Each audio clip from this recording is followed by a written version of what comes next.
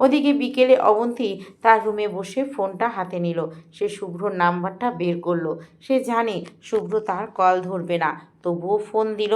কিন্তু ওপাশ থেকে কোনো রেসপন্স আসছে না। তাই সে একটা মেসেজ টাইপ করলো। শুভ্র, আমি জানি তুই আমাকে ঘৃণা করিস, কিন্তু চাচা হঠাৎ খুব অসুস্থ বোধ করছেন। উনি তোর সাথে কথা বলতে চাইছেন। তুই কি একবার আসবি? আমি তোকে বিরক্ত করব না, কথা দিচ্ছি। মেসেজটা পাঠিয়ে অবন্তী তার ব্যান্ডেজ করা হাতটা একবার দেখল। সে জানে শুভ্রর একমাত্র দুর্বলতা তার বাবা মা। সে এই দুর্বলতাকেই আঘাত করবে। অবন্তী মনে মনে বলল। শুভ্র, তুই যত দূরেই থাকিস, তোকে এই চৌকাঠ পার হতেই হবে। আর একবার যদি তুই আসিস, তবে ওই নেহাকে তোর জীবন থেকে সরাবই আমি।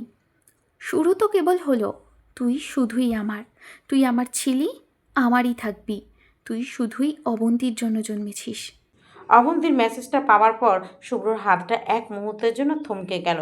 বাবার অসুস্থতার কথা শুনলে যে কোনো সন্তানের বুক কেঁপে ওঠার কথা।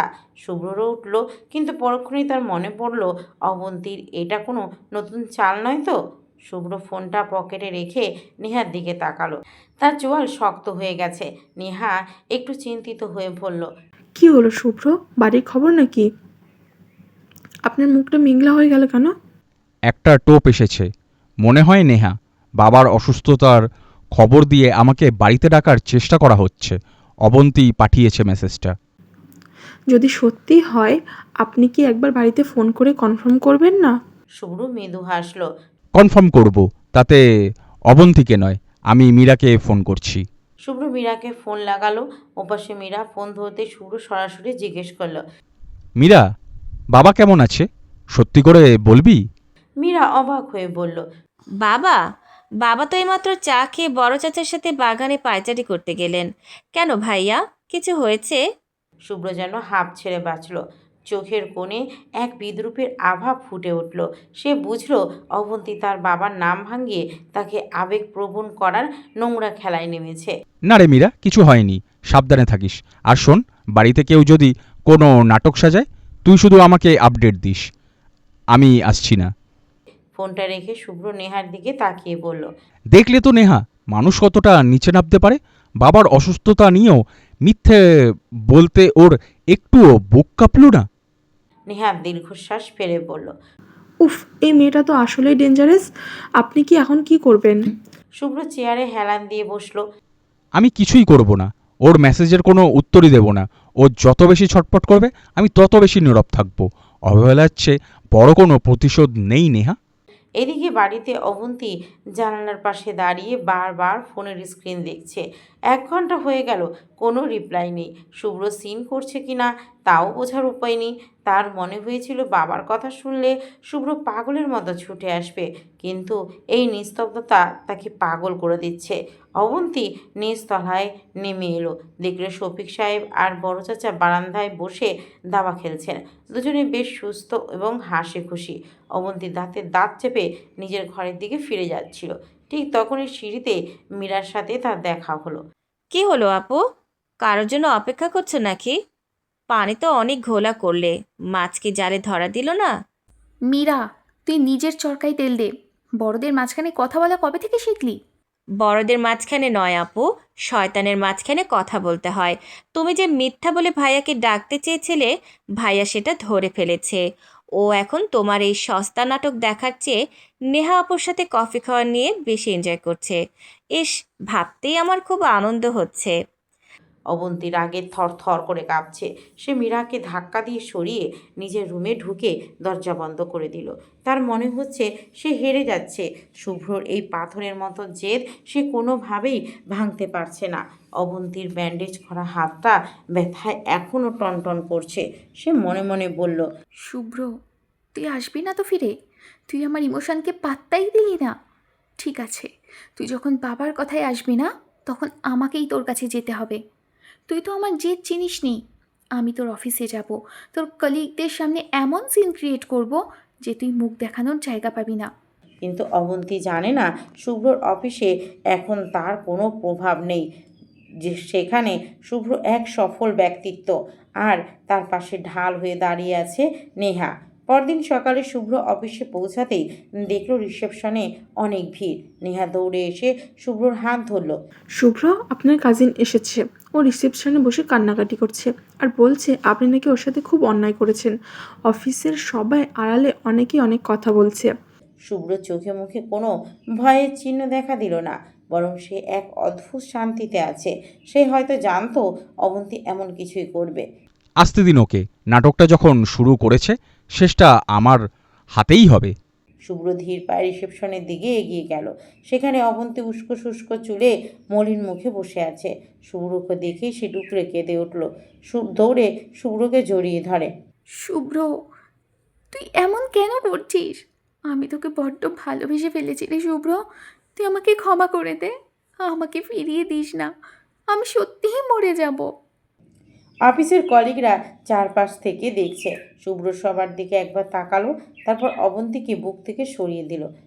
অভিনয়টা বেশ ভালোই শিখেছো, তবে একটা কথা ভুলে গেছো, এটা আমার অফিস, তোমার নাট্যশালা নয়। সিকিউরিটি। সিকিউরিটি সিকিউরিটি গার্ডরা এগিয়ে আসতেই শুভ্র শান্ত গলায় বলল। এই ভদ্রমহিলাকে সম্মানের সাথে বাইরে বের করে দিন, আর আজ থেকে ওনার জন্য এই অফিসের দরজা চিরতরে বন্ধ। অবন্তী স্তব্ধ হয়ে গেল। সে ভেবেছিল শুভ্র সবার সামনে লজ্জা পাবে, হাত জোর করে তাকে থামাবে, কিন্তু শুভ্রর এই পাথরের মতো কঠোরতা তাকে যেন মাটির সাথে মিশিয়ে দিল। নেহা পাশ থেকে অবন্তীর দিকে তাকিয়ে একটা তাচ্ছিল্যের হাসি দিল। শুভ্র আর এক মুহূর্ত না দাঁড়িয়ে নিজের কেবিনের দিকে হাঁটা দিল।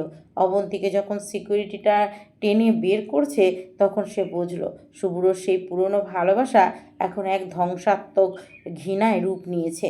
সিকিউরিটির ধাক্কায় অবন্তী অফিসের কাছের দরজা দিয়ে বাইরে ছিটকে পড়ল।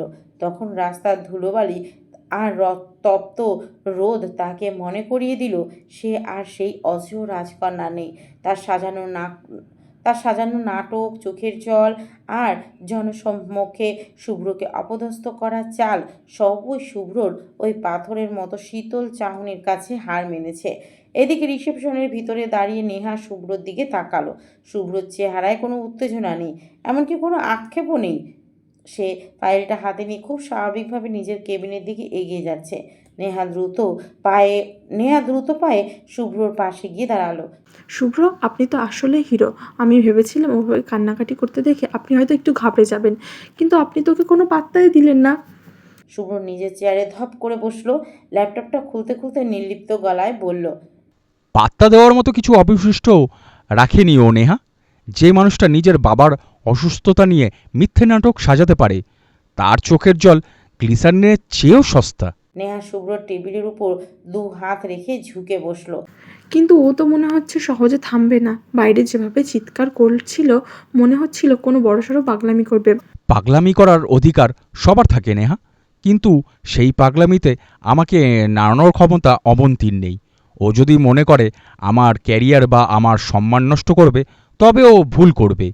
আমি এখন আর সেই ভিনগ্রহের প্রাণী নই যে ওর ইশারায় নাচব। এখন আমার প্রতিটি পদক্ষেপ হিসেব করা। এদিকে বাড়ির গেটের সামনে এসে রিক্সা থেকে নামলো অবন্তী। তার চুল উস্কো খুস্কো, চোখের কাজল লেপ্টে একাকার। বাড়ির ভিতরে ঢুকতেই দেখলো ড্রয়িং রুমে মীরা আর রাবেয়া বেগম বসে আছেন। অবন্তীকে এই অবস্থায় দেখে রাবেয়া বেগম আঁতকে উঠলেন। মা অবন্তী, তোর এই দশা কেন? কোথায় গিয়েছিলি তুই? মীরা ফোনটা সরিয়ে সোফায় হেলান দিয়ে বসলো। তার মুখে সেই চেনা বিষাক্ত হাসি। কোথায় আর যাবে মা, নিশ্চয়ই সিংহকে খাঁচায় পড়তে গিয়ে নিজেই থাবা খেয়ে এসেছে। কি গো আপু, ভাইয়ার অফিসের এসি কি খুব বেশি ঠান্ডা ছিল, নাকি নেহা আপুর হাসিটা সহ্য করতে পারোনি? অবন্তী মীরার দিকে রক্তবর্ণ চোখে তাকালো। তার ভেতরে এখন এক প্রলয়ঙ্কারী ঝড় বইছে। সে কোনো কথা না বলে নিজের রুমের দিকে পা বাড়ালো। মীরা পিছন থেকে একটু উঁচু গলায় বলল। শুনেছি ভাইয়া নাকি তোমাকে সিকিউরিটি দিয়ে বের করে দিয়েছে। ছি ছি, বাড়ির বড় মেয়ের এই সম্মান! আসলে যার নিজের কোনো মান সম্মান নেই, তাকে অন্য কেউ সম্মান দেবে থেকে? তুমি তো ভাইয়াকে রাস্তার ছেলে বলেছিলে, আজ তুমি নিজেই রাস্তার ধুলো মেখে ফিরলে। একেই বলে কুদরতে ইনসাফ। অবন্তী নিজের রুমে ঢুকে সজোরে দরজা বন্ধ করে দিল। সে দেয়ালের সাথে পিঠ ঠেকিয়ে ধপ করে মেঝেতে বসে পড়ল। তার কানে মীরার কথাগুলো হুলের মতো বিঁধছে, কিন্তু তার চেয়েও বেশি বিচ্ছে শুভ্র সেই শব্দগুলো, সিকিউরিটি, একে বের করে দাও। অবন্তী তার আলমারি থেকে একটা পুরনো অ্যালবাম বের করলো। সেখানে শুভ্রর অনেক ছোটবেলার ছবি। সেই একটা ছবি ছিঁড়ে টুকরো টুকরো করে ফেললো। শুভ্র, তুই আমাকে সবার সামনে ছোট করলি। তুই ভেবেছিস আমি হেরে গেছি? না, আমি তোকে আমার কাছে ফিরিয়ে আনবই। তুই যখন সোজা আঙুলে ঘি তুলবি না, তখন আমি আঙুল বাঁকাতে জানি। তুই তো আমার জেদ চিনিসনি। তুই পাথর হলে তবে আমিও সেই হাতুড়ি যে তোকে ভেঙে গুঁড়ো করে দেবে। বিকালে শুভ্র অফিস শেষে যখন নিজের ফ্ল্যাটে ফিরছিল, তখন তার ফোনে একটা অচেনা নাম্বার থেকে কল এলো। সে ফোনটা ধরতেই ওপাশ থেকে অবন্তীর শান্ত কিন্তু ভয়ঙ্কর একটা কণ্ঠ ভেসে এলো। শুভ্র, তুই কি ভেবেছিস অফিস থেকে বের করে দিলেই সব শেষ? আজ রাতে যদি তুই বাড়িতে না আসিস, তবে কাল সকালে তুই আমার লাশ দেখবি। আমি সুইসাইড নোট লিখে রেখেছি যে তুই আমাকে দিনের পর দিন হ্যারাস করছিস, আর আজ তোর অফিসে ডেকে অপমান করেছিস। এবার দেখ তোর এই সাজানো কেরিয়ার এবার দেখ তোর এই সাজানো কেরিয়ার আর ওই নেহা তোকে কিভাবে বাঁচায়। শুভ্র এক মুহূর্ত চুপ করে থাকলো, তারপর খুব ধীরে গলায় বলল, সুসাইড করবে? করো, তবে মনে রেখো অবন্তী, আমার অফিসে সিসিটিভি ক্যামেরা আছে যেখানে স্পষ্ট দেখা যাচ্ছে কে কাকে অপমান করতে এসেছিল। আর তোমার ওই সস্তা সুসাইড নোট দিয়ে শুভ্রকে আর ভয় দেখানো যাবে না। আমি এখন আর মরতে ভয় পাই না, কারণ আমি ঘৃণা করতে শিখে গেছি। Good night. শুভ্র ফোনটা কেটে দিয়ে ব্লক করে দিল। তার চেহারা এক ফোঁটা চিন্তার রেখা নেই। সে জানে অবন্তী মরার মতো মেয়ে নয়, সে শুধু ড্রামা করতে জানে। রাত তখন গভীর। হঠাৎ অবন্তী ঘর থেকে একটা বিকট শব্দ আর কাঁচ ভাঙার আওয়াজ ভেসে এলো। মুহূর্তের মধ্যে মীরা আর বড় চাচি দৌড়ে এলেন। দরজা ধাক্কা দিয়ে ভিতরে ঢুকতেই তাদের কলিজা শুকিয়ে গেল। মেঝের উপর অবন্তী পড়ে আছে, তার হাতের ব্যান্ডেজটা রক্তে ভেজা। পাশে একটা খালি ওষুধের পাতা আর একটা ভাঙা কাচের গ্লাস। বড় চাচি চিৎকার করে উঠলেন, অবন্তী, কি করলি মা তুই? ওগো, জলদি আসো, মেয়েটা নির্ঘাত মরে যাবে। দ্রুত আমার মেয়েটাকে হাসপাতালে নেওয়ার ব্যবস্থা করো। বাড়ির সবাই হুড়মুড় করে ঢুকে পড়ল। শফিক সাহেব আর বড় চাচা দ্রুত অবন্তীকে পাজাকুল করে হাসপাতালে নেওয়ার প্রস্তুতি নিলেন। মীরা এক কোণে দাঁড়িয়ে কাঁপছিল, কিন্তু তার তীক্ষ্ণ চোখ দুটো মেঝের ওপর পড়ে থাকা ওষুধের পাতাটার দিকে আটকে গেল। সে নিচু হয়ে পাতাটা তুলল। এত তাড়াতাড়ি হার মানার মেয়ে তো অবন্তী আপু নয়। এই রক্ত কি আসলে নাকি আলতা? হাসপাতালে নেওয়ার পথে মীরা চুপি চুপি শুভ্রকে ফোন করলো। শুভ্র তখন ঘুমানোর প্রস্তুতি নিচ্ছিল। ভাইয়া, বাড়িতে তুলকালাম হয়ে গেছে। অবন্তী আপু সুইসাইড করার নাটক, মানে চেষ্টা করেছে। সবাই এখন হাসপাতালে যাচ্ছে। তুমি কি আসবে নাকি? শুভ্রর গলার স্বরে এক ফোঁটা কম্পনও নেই। সে ওপাশ থেকে বরফ শীতল গলায় বলল, মীরা, যে মরতে চায় সে আওয়াজ করে মরে না। আর অবন্তী মরার মতো কাওয়ার্ড নয়, ও জাস্ট অ্যাটেনশন চাইছে। আমি আসছি না, তুই শুধু দেখিস ডাক্তার কি বলে। হাসপাতালের এমার্জেন্সি বেডে অবন্তীকে শোয়ানো হয়েছে। সে চোখ বন্ধ করে গোঙাচ্ছে। বড় চাচি কান্নাকাটি করছেন। সব ওই শুভ্রর জন্য। ছেলেটা এত পাষাণ হয়ে গেল কি করে? একটা মেয়ের জীবন নিয়ে নিল ও। ঠিক তখনই ডাক্তার অবন্তীকে চেক আপ করে কপালে ভাঁজ ফেললেন। তিনি মীরার হাতে থাকা ওষুধের পাতাটা চাইলেন। মীরা পাতাটি দিতেই ডাক্তার একটু হেসে ফেললেন। ভয়ের কিছু নেই, এই ওষুধগুলো আসলে সাধারণ ভিটামিন ট্যাবলেট। আর ওনার হাতের রক্তটা, এটা আসলে কোনো ক্ষত নয়। মনে হচ্ছে লাল কোনো রং। পেশেন্ট জাস্ট অজ্ঞান হওয়ার ভান করছেন। পুরো করিডোরে এক মুহূর্তের জন্য নীরবতা নেমে এলো। বড় চাচার মুখটা রাগে কালো হয়ে গেল। শফিক সাহেব লজ্জায় মাথা নিচু করে ফেললেন। বড় চাচি অবন্তীর দিকে তাকিয়ে স্তব্ধ হয়ে দাঁড়িয়ে রইলেন। মীরা এবারও সুযোগ ছাড়ল না। সে সবার মাঝখানে দাঁড়িয়ে একটু জোরেই বলতে শুরু করলো, দেখলে তো আব্বু, দেখলে তোমরা ভাইয়াকে ফাঁসানোর জন্য মানুষ কতটা নিচে নামতে পারে। নিজের মা বাবার চোখে ধুলো দিয়ে আত্মহত্যার নাটক। ছি আপু, তুমি তো শুধু ভাইয়ার কাছে ছোট হওনি, আজ তুমি সবার চোখে একটা সস্তা ভার হয়ে গেলে। অবন্তী আর চোখ বন্ধ করে থাকতে পারল না। সে বুঝতে পারল তার তাসের ঘর ভেঙে পড়েছে। সে ধরপড় করে উঠে বসলো। তার মুখে এখন কোনো অনুশোচনা নেই, আছে শুধু ধরা পড়ে যাওয়ার তীব্র আক্রোশ। হ্যাঁ করেছি, কেন করব না? শুভ্রকে আমি এই বাড়িতে ফিরিয়ে আনতে চেয়েছিলাম, ওই নেহার থেকে ওকে আলাদা করতে চেয়েছিলাম। তোমরা কেউ আমাকে সাহায্য করনি। শুভ্রকে আমি ভালোবাসি, শুভ্র আমার। আমি আমার শুভ্রকে অন্য কারো হতে দেব না। শুভ্রকে পাওয়ার জন্য আমি সব করতে পারি। আমার শুভ্রকে চাই। মুহূর্তে অবন্তীর বাবা সজোরে অবন্তীর গালে একটা থাপ্পড় বসিয়ে দিলেন। চুপ কর কুলাঙ্গার মেয়ে, তোর মতো মেয়ের বাবা হতে আমার ঘৃণা হচ্ছে। আজ থেকে তোর সাথে আমাদের আর কোনো সম্পর্ক নেই, তুই হাসপাতালেই থাক, আমরা বাড়ি যাচ্ছি। সবাই অবন্তীকে ওই অবস্থায় ফেলে রেখে হাসপাতাল থেকে বেরিয়ে এলো। অবন্তী একা ওই বেডে বসে রইল। অবন্তীর চারপাশটা এখন বড্ড সত্যি সত্যি শূন্য। হাসপাতাল বাড়ি থেকে ফিরে অবন্তী যখন নিজের রুমে, তখন তার মনের ভিতর অন্য এক ঝড় বইতে শুরু করেছে। মীরার প্রতিটি অপমান আর শুভ্রর ওই নির্লিপ্ততা তাকে ধ্বংস করতে পারেনি, বরং তার ভেতরের সেই পুরনো অধিকারবোধকে এক দানবীয় শক্তিতে জাগিয়ে তুলেছে। অন্যদিকে শুভ্রর ভিতরে তখন এক অদ্ভুত নিস্তব্ধতা। ঠিক সেই মুহূর্তে কলিং বেল বাজলো। দরজা খুলতেই শুভ্র দেখল নেহা দাঁড়িয়ে আছে। নেহার চোখে মুখে এক অন্যরকম উজ্জ্বলতা। নেহা ভিতরে ঢুকেই কোনো ভূমিকা না করে শুভ্রর হাত দুটো চেপে ধরল। শুভ্র অবাক চোখে নেহার দিকে তাকালো। নেহা, আপনার কি হয়েছে? এমন করছেন কেন? শুভ্র, আমি আর পারছি না। এই কয়েকটা দিনে আপনি আমার জীবনের অবিচ্ছেদ্য অংশ হয়ে গেছেন। আমি আপনাকে ভালোবাসি শুভ্র। আপনি কি সারা জীবন আমার চঞ্চলতার ভাগীদার হবেন? শুভ্র স্তব্ধ হয়ে গেল। শুভ্র কখনো কল্পনাও করেনি নেহা এমন কিছু করে বসবে। সেই নেহার হাতটা আলতো করে সরিয়ে দিয়ে মাথা নিচু করলো। মাফ করবেন নেহা, বন্ধু হিসাবে আপনি আমার হৃদয়ে খুব কাছে, কিন্তু ওই জায়গাটা আজ অন্য কেউ দখল করে রেখেছে। আপনাকে আমি সেই ভালোবাসা দিতে পারবো না। আপনি যা চাইছেন সেটা আমি কখনো দিতে পারবো না, এটা কখনোই সম্ভব না। নেহার পৃথিবীটা যেন এক নিমিষে উলটপালট হয়ে গেল। কিন্তু শুভ্র, আমি তোমাকে আমার প্লিজ নেহা, বুঝতে চেষ্টা করুন। আপনি যেটা চাইছেন সেটা কোনোদিনও সম্ভব না। প্লিজ আমাকে ক্ষমা করবেন। আমি শুধু আপনাকে আমার সবচেয়ে ভালো বন্ধু হিসাবেই জানি, আর কিছু না। আপনি এখন আসতে পারেন। নেহা আর কোনো কথা না বলে কাঁদতে কাঁদতে বেরিয়ে গেল। মীরা, আমি কি খুব খারাপ? আমি কি দেখতে খুব কুৎসিত?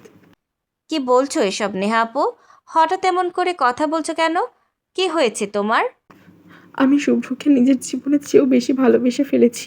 শুভ্রকে আজ প্রপোজ করেছিলাম মীরা, কিন্তু পরিষ্কার বলে দিল শুভ্র আমাকে ভালোবাসে না, আমাকে শুধু তার ভালো বন্ধু মনে করে। আজও শুভ্র অবন্তীকেই ভালোবাসে। আরে পাগলি, বাচ্চাদের মতো কান্না করছো কেন?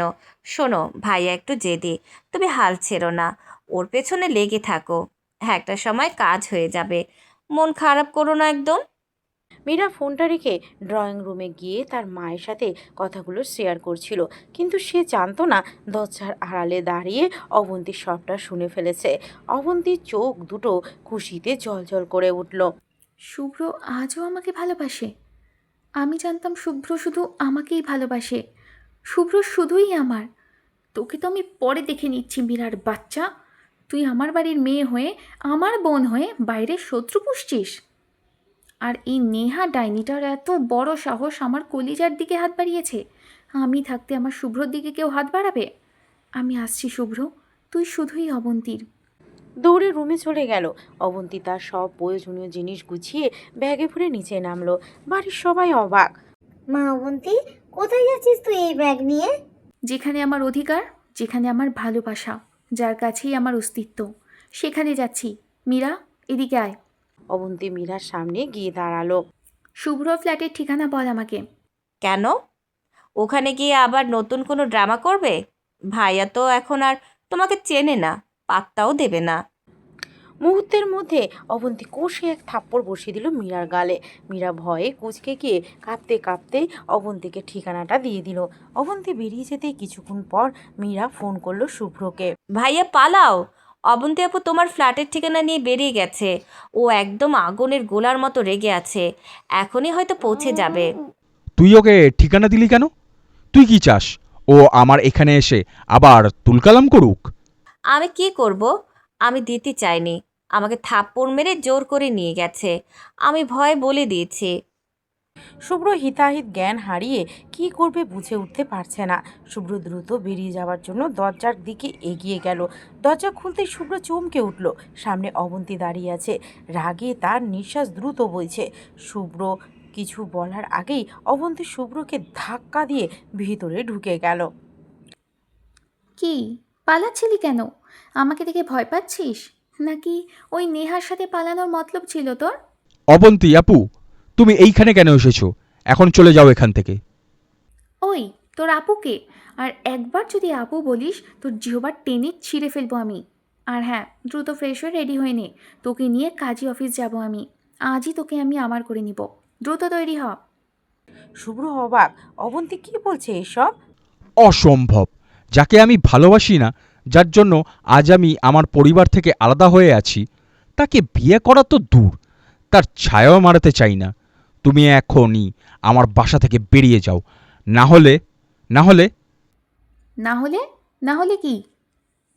তুমি যদি নিজ ইচ্ছায় বাসা থেকে বেরিয়ে যাও, না হলে আমি বাধ্য হব তোমাকে ঘাড় ধাক্কা দিয়ে বের করে দিতে। অবন্তী কিছুক্ষণ স্তব্ধ হয়ে শুভ্রের চোখের দৃষ্টিতে তাকিয়ে থাকলো। হঠাৎ রেগে ফুঁসতে ফুঁসতে তড়িৎ গতিতে শুভ্রের শার্টের কলার চেপে ধরল। তোর কি মনে হয় তুই আমাকে ঘাড় ধাক্কা দিয়ে বের করে দিলেই আমি চলে যাব? সাহস থাকলে ঘাড় ধাক্কা দিয়ে বের করে দেখা। শোন, বিয়ে তো তোকে আমাকে করতেই হবে। বিয়ে তো তোকে আমাকেই করতে হবে, সে তোর ইচ্ছে থাক বা না থাক। তোকে সারা জীবন আমার হয়েই থাকতে হবে। তুই শুধুই অবন্তীর। শুভ্র এক নাগাড়ে অবন্তীর চোখে চোখ রেখে তাকিয়ে আছে। ঠিক তখনই কলিং বেল বাজলো। শুভ্র দরজা খুলতেই ভিতরে ঢুকলো নেহা। অবন্তীকে শুভ্রর ফ্ল্যাটে দেখে নেহা থমকে গেল। অবন্তী অবন্তীর সাথে সাথে তার রূপ বদলে ফেলল। আরে নেহা, আসুন আসুন, শুভ্রর বন্ধু তো আমারও বন্ধু। কেমন আছেন আপনি? আরে রাগ করছেন কেন? প্রেমিক প্রেমিকার মধ্যে একটু আধটু এমন হয়ই, তাই বলে কি আর পর হয়ে যায়? শুভ্র, নেহাকে কফি দাও না। পুরো বুঝতে পারল এটা কোনো এক প্রলয়ঙ্কারী ঝড়ের পূর্ব লক্ষণ। ঠিক তারপরেই অবন্তী স্বরূপে ফিরল। অবন্তী নেহার মাথা চুলের মুঠো শক্ত করে চেপে ধরল। ডাইনি রাক্ষসী, তোর এত বড় সাহস তুই আমার কলিজার দিকে হাত বাড়াস, আমার শুভ্রর দিকে নজর দিস? আপনার শুভ্র মানে ও আপনাকে রিজেক্ট করেছে, ও আমাকে ভালোবাসবে। চুপ কর সস্তা মেয়ে। শুভ্র তোকে ঘৃণা ভরে প্রত্যাখ্যান করেছে, কারণ ওর রক্তে আজও অবন্তী আছে। তুই তো ওর পায়ের নখের যোগ্যও না। শুভ্র মাঝখানে গিয়ে অবন্তীকে থামানোর চেষ্টা করলো। অবন্তী, থামো, নেহাকে ছেড়ে দাও। একদম চুপ তুই শুভ্র। তুই আর একটা কথা বললে তোর জিভ টেনে ছিঁড়ে ফেলবো। তুই কার সামনে দাঁড়িয়ে কার পক্ষ নিচ্ছিস? শুভ্রর গলা শুকিয়ে গেল। অবন্তীর এমন রুদ্রমূর্তি সে জীবনেও দেখেনি। একদিকে অবন্তী দাঁতের দাঁত চেপে নেহার চুলের মুঠো ধরে দাঁড়িয়ে আছে, অন্যদিকে নেহা অপমানে কাঁপছে। শুভ্র মাঝখানে পড়ে চ্যাপ্টা হওয়ার উপক্রম। শুভ্র, আপনি কিছু বলুন, আপনার সামনে ও আমাকে এভাবে অপমান করছে। অপমানের এখনো কিছুই করিনি। অপমান তো কেবল শুরু। তুই যদি এই মুহূর্তের মধ্যেখান থেকে বেরিয়ে না যাস, তবে তোর এই সুন্দর চেহারাটা আমি নিজের হাতে নষ্ট করে দেব। শুভ্র কার সেটাও নিজেও জানে না, ওটা শুধু আমি জানি। যা ভাগ এখান থেকে। অবন্তী নেহার চুল ছেড়ে দিল। শুভ্র দুটানায় পড়ে গেল। সে কাকে আটকাবে আর কাকে সরাবে? অবন্তীর জিদ আর নেহার কান্না সব মিলিয়ে শুভ্র নিজের ফ্ল্যাটটা এখন এক রণক্ষেত্রে পরিণত হয়েছে। ফ্ল্যাটের ভিতর দুজনের চাপ যেন মুহূর্তেই কয়েক গুণ বেড়ে গেল। শুভ্র মাঝখানে দাঁড়িয়ে অসহায়ের মতো একবার অবন্তীর রণচণ্ডী মূর্তির দিকে তাকাচ্ছে, আবার নেহার অপমানে লাল হয়ে যাওয়া মুখের দিকে তাকাচ্ছে। কি হলো? স্ট্যাচু হয়ে দাঁড়িয়ে আছিস কেন? কানে যায়নি কথা? এই ফ্ল্যাট, এই মানুষটা আর ওর নিঃশ্বাস, সব কিছুর ওপর শুধু আমার শিলমোহর মারা। তুই কোন সাহসে এখানে ভাগ বসাতে আসিস ডাইনি? অধিকারের কথা আপনি বলছেন? যাকে আপনি কুকুরের মতো অপমান করে তাড়িয়ে দিয়েছিলেন, আজ স্বার্থ ফুরিয়ে আসতেই তার উপর অধিকার ফলাতে এসেছেন। শুভ্র আপনাকে ঘৃণা করে অবন্তী। ও আমাকে ভালো না বাসলেও আপনার মতো বিষাক্ত মানুষকে আর নিজের জীবনে ঠাঁই দেবে না। বিষাক্ত? হ্যাঁ, আমি বিষাক্ত। আর সেই বিষ পান করার ক্ষমতা শুধু শুভ্রর আছে। তুই তো ওর জীবনের একটা খণ্ডকালীন বিনোদন ছাড়া আর কিছুই না। যা, নিজের ভাঙা মন নিয়ে চটপট জলদি বিদায় হ। শুভ্র দেখল পরিস্থিতি হাতের বাইরে চলে যাচ্ছে। অবন্তী যেভাবে ফুঁসছে তাতে যে কোনো মুহূর্তে নেয়ার উপর আবার চড়াও হতে পারে। সে কাপা গলায় অবন্তীর হাত ধরার চেষ্টা করলো। অবন্তী, প্লিজ মাথা ঠান্ডা করো। নেহা এখানে কাজ নিয়ে এসেছিল, তুমি ওকে এইভাবে অপমান করতে পারো না। ও আমার বিপদে পাশে ছিল। নেহা আমার খুব ভালো বন্ধু। বিপদে পাশে ছিল নাকি সুযোগ বুঝে তোর একাকিত্বের ফায়দা তুলছিল? তুই চুপ থাক শুভ্র, তুই বড্ড বেশি সহজ সরল। তোর চোখের সামনে আমার কলিজায় হাত দিচ্ছে, আর তুই আমাকেই শান্ত থাকতে বলছিস? তোর কি হিতাহিত জ্ঞান সব লোপ পেয়েছে? শুভ্র বুঝতে পারলো অবন্তীকে এখন বোঝানোর মানে দেওয়ালে মাথা ঠোকা। সে কোনো মতে নেহার কাছে গিয়ে নিচু স্বরে বলল, নেহা দোহাই লাগে আপনার নেহা দোহাই লাগে আপনার, এখনকার মতো আপনি যান। দেখছেন তো ও কি অবস্থায় আছে। পরিস্থিতি আরও খারাপ হওয়ার আগেই আপনি এখান থেকে বেরিয়ে যান, পরে আমি সব ঠিক করে দেব। নেহা শুভ্রর দিকে এক মুহূর্ত স্তব্ধ হয়ে তাকিয়ে রইল। তার চোখে অবিশ্বাস আর গভীর যন্ত্রণার ছায়া। কি? পরে সব ঠিক করে দেবেন? আপনি আপনি আমাকে চলে যেতে বলছেন শুভ্র? যে মেয়েটা আপনাকে জনসমক্ষে অপমান করলো, ড্রামা করে আপনার কেরিয়ার ধ্বংস করতে চাইলো, আজ তার ভয়ে আপনি আমাকে তাড়িয়ে দিচ্ছেন? আপনি কি এতটাই দুর্বল? আপনি কি এতটাই মেরুদণ্ডহীন পুরুষ? নেহা, বোঝার চেষ্টা করুন। আমি শুধু আপনাকে রক্ষা করতে চাইছি, আপনার ভালোর জন্যই বলছি। রক্ষা নয় শুভ্র, আপনি আসলে প্রমাণ করলেন যে আপনার জীবনে আমার কোনো মূল্য নেই। আপনার ওই পাথরের নিচে আজও অবন্তী আছে। আমি ভুলেই গিয়েছিলাম আপনার হৃদয়ের জায়গা খুঁজতে গিয়ে। ভালো থাকুন আপনাদের এই বিষাক্ত অধিকারবোধ নিয়ে। নেহা আর এক মুহূর্ত দাঁড়ালো না। কান্নায় ভেঙে পড়ে সে ঝড়ের বেগে ফ্ল্যাট থেকে বেরিয়ে গেল। তার পায়ের শব্দ মিলিয়ে যেতেই ফ্ল্যাটে এক ভয়ানক নীরবতা নেমে এলো। কিন্তু সেই নীরবতা যেন ঝড়ের আগের নিস্তব্ধতা। অবন্তী ঠোঁটের কোণে এক বিজয়ী হাসি ফুটিয়ে শুভ্রর দিকে এগিয়ে এলো। সে শুভ্র শার্টের কলারটা মুঠো করে ধরে নিজের দিকে টেনে আনলো। তার চোখের মনি দুটো তখনও রাগে এবং জিজ্ঞাসায় ধক ধক করছে। কি হলো? মন খুব খারাপ হচ্ছে বুঝি? তোর এই চঞ্চলা হরিণী পালিয়ে গেল বলে বুকটা ফেটে যাচ্ছে? শুভ্র, আমি মরে গেলেও তোকে অন্য কারো হতে দেব না। তুই শুধুই আমার। তা তুই আমাকে ঘৃণা করিস আর যাই করিস, তোকে আমাকেই ভালোবাসতে হবে।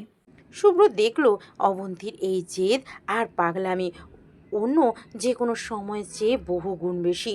তার সামনে এখন এক প্রবল ঘূর্ণিঝড়, যেখান থেকে পালিয়ে বাঁচার কোনো পথ তা জানা নেই। যেখানে ভালোবাসা আর জেদ একে অপরের মুখোমুখি দাঁড়িয়ে আছে। শুভ্রর ফ্ল্যাটের সেই রুদ্ধশ্বাস পরিস্থিতির মাঝেই হঠাৎ দরজায় সজোরে ধাক্কা পড়ল। অবন্তী তখনও শুভ্রর কলার খামচে চেপে ধরে তার চোখের দিকে তাকিয়ে বিষ উগড়াচ্ছিল। কিন্তু বাইরে আওয়াজে দুজনে চমকে উঠল। শুভ্র এক ঝটকায় নিজেকে ছাড়িয়ে নিয়ে দরজার দিকে এগিয়ে গেল। দরজার দিকে তাকাতেই শুভ্রর চোখ কপালে উঠল। সামনে পুরো পরিবার দাঁড়িয়ে, শফিক সাহেব, বড় চাচা, বড় চাচি, রাবিয়া বেগম আর মীরা। সবার চোখে মুখে চরম উদ্বেগ আর রাগ। এই তবে তোর শিক্ষা অবন্তি, বাড়ি থেকে ঝগড়া করে বেরিয়ে এসে এখানে এসে এই নোংরামি করছিস? তোর কি বিন্দু মাত্র লজ্জা নেই? লজ্জা কিসের বাবা? আমার জিনিস আমি আগলে রাখতে এসেছি। তোমরা তো সবাই মিলে ওই নেহা নামের ডাইনিটাকে বাড়ির বউ বানানোর স্বপ্নে বিভোর ছিলে। আমি না আসলে তো তোমরা আমার শুভ্রকে ওই ডাইনিটার হাতেই তুলে দিতে। মা অবন্তী, তুই কেন শান্ত হতে পারিস না? কি চাস তুই? তোর জন্য আজ আমার ছেলেটা ঘর ছাড়া। শুভ্র এখানে একটু শান্তিতে ছিল, তুই এখানে এসে ওকে অতিষ্ঠ করে তুললি। ও তোকে ভয় পায় রে মা। তোকে শ্রদ্ধা করার জায়গাটা তুই নিজেই শেষ করেছিস। শ্রদ্ধা দিয়ে পেট ভরে না চাচি। শুভ্র আমাকে ভালোবাসে আর আমি শুভ্রকে ভালোবাসি। মাঝখানে যারা আসবে তাদের আমি এভাবেই সরিয়ে দেব। মীরা, তুই তো খুব নেহা আপু করছিলি। তোর ওই নেহা আপু তো এখন রাস্তায় বসে কাঁদছে। যা গিয়ে সান্ত্বনা দে। তুমি একটা আস্ত ডাইনি আপু। ভাইয়া তোমাকে আজও ঘৃণা করে। তুমি জোর করে কারো মনে জায়গা করতে পারো না। তুমি এখানে এসে ভাইয়ার সম্মানটা ধুলোয় মিশিয়ে দিচ্ছ। শুভ্র এতক্ষণ পাথরের মতো দাঁড়িয়েছিল। পরিবারের সবার সামনে এই হীনমন্যতা তাকে কুরে কুরে খাচ্ছে। শুভ্র হঠাৎ চিৎকার করে উঠল। ব্যাস, অনেক হয়েছে। তোমরা সবাই মিলে আমার জীবনটাকে তামাশা বানিয়ে ফেলেছো।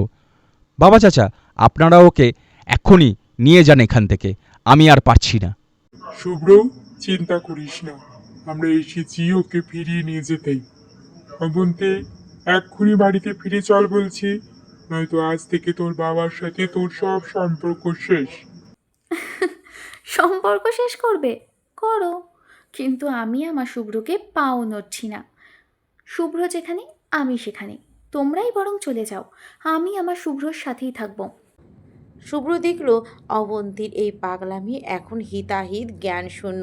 বড় চাচা হাত বাড়িয়ে অবন্তীর হাত ধরতে গেলেন তাকে টেনে নিয়ে যাওয়ার জন্য, কিন্তু অবন্তী এক ঝটকায় হাত সরিয়ে দিয়ে শুভ্রর পিছনে গিয়ে দাঁড়ালো। তার চোখে তখন এক আদিম অধিকারবোধের ছায়া। খবরদার বাবা, আমাকে ছোবে না। শুভ্র, বল তুই, তুই কি চাস না আমি এখানে থাকি? বল সবার সামনে যে তুই আজও বল সবার সামনে যে তুই আজও শুধু আমাকেই ভালোবাসিস।